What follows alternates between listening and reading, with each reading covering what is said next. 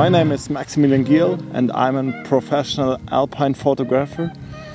And today I want to talk about this little thing here, the Mavic Air 2S. It's brand new and I just got it a few days ago. And in this video I just want to tell you why I bought this drone and why I switched to this drone from my previous Mavic 2 Pro. What are the advantages, what are the disadvantages, and how it is performing in the altitude, in the mountains, with wind, yeah, all kind of these things. So first of all, let's start with the size. It's basically the same size as the Mavic Air 2 that's been on the market for a longer time. And also the weight is pretty similar, with a little bit more than 500 grams.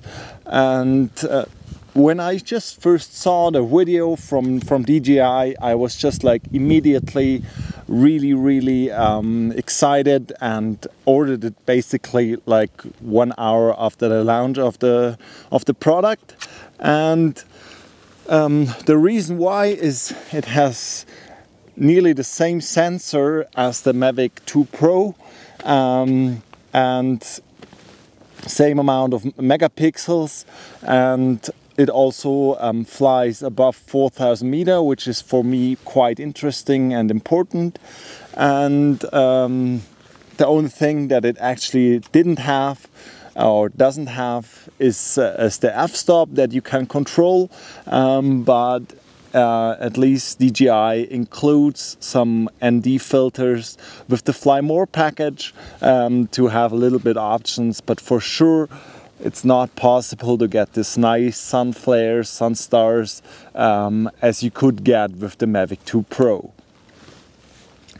In terms of the controller, it's the same controller as the Mini 2. So if you like this one, you probably won't have any problems with this one. The battery lasts basically forever, and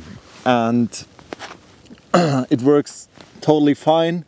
I personally liked the controller of the Mavic 2 Pro quite a lot in terms of the sticks and how I could control it, but probably it's just a matter of practice. That's what I think, that I just like can do the same smooth moves like I could do with the Mavic 2 Pro before. In terms of speed, there are like really interesting differences to the Mavic 2 Pro, and the one thing is the descending, which works way quicker with this drone, which might be very interesting, because you might be in situations out in the mountains or wherever where you fly a drone and you need to descend really fast. Maybe the battery is dying or there's an obstacle or whatever, and this one is really descending way faster than the Mavic 2 Pro ever did. So this is for me a really big advantage. Same thing is the size and the weight. So this drone is way smaller and way lighter than the Mavic 2 Pro. Also the spare batteries are way lighter. So yeah, it's really it's a really good value, and I think like the best equipment is always this one that you really take with you, and the lighter it is, the chances definitely increase that I will take it with me on a mountain like I am right now. And that's why I actually bought this drone, and I totally can recommend it. In terms of sound, it's a little bit more noisy than the Mavic Mini, the DJI Mini 2, and probably the same amount of noise as the Mavic 2 Pro. So there's not a big difference. One downside on this drone is that it has actually sensors just in the front on the downside and on the back, but not on the side. So keep that in mind when you fly sidewards, which might occur or happen quite a lot. But like in terms of obstacle avoidance, this has a ton of really cool features. So that's really good. In terms of controlling it, regarding the app, you use the DJI Fly app, not the old one, DJI Go 4, I think it was, which is fine, but the DJI Go, which I controlled the Mavic 2 Pro with, felt a little bit more professional, and I think that's what is the intention of DJI. This is not a professional drone. This is more a consumer drone with some really nice quick shots where you don't have to think too much about anything at all. But you can use it as a pro tool. I won't tell you all the tech specs because you can read it just on the website of DJI or wherever. I'm just telling you what I experienced with it, testing it or using it the last few days, and also flying it on top of Herens with a height of 4,173 meters. So I think that's a proper test for this kind of equipment. We had pretty cold temperatures this day, like minus 15 degrees, but at least not really a loud wind. So I didn't have any problems with the battery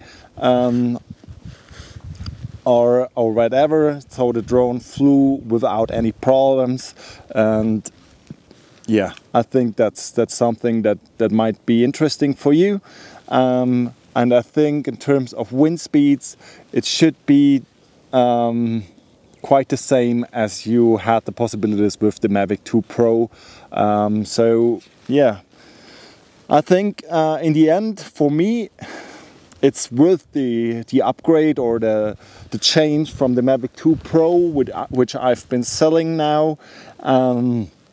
Because it's lighter, it gives me nearly the same quality in terms of video and also in terms of photos, and so I definitely can recommend this tool also for high alpine tours or anyway alpine tours.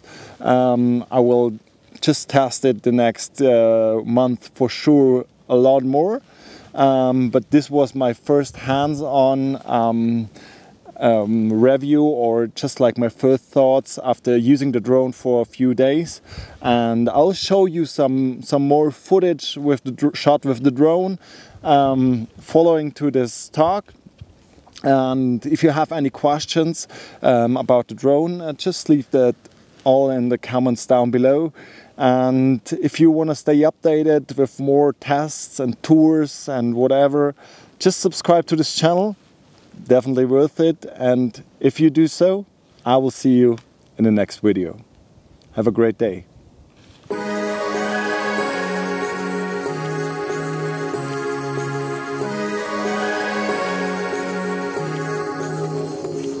Like a light, lighting up in the dark. You make it right, I forgot how to act. It's so classic. Every time you make me nervous and I lose my words. It's been a while since I forgot the most simple words. I feel calm when you're around, like nothing can break me.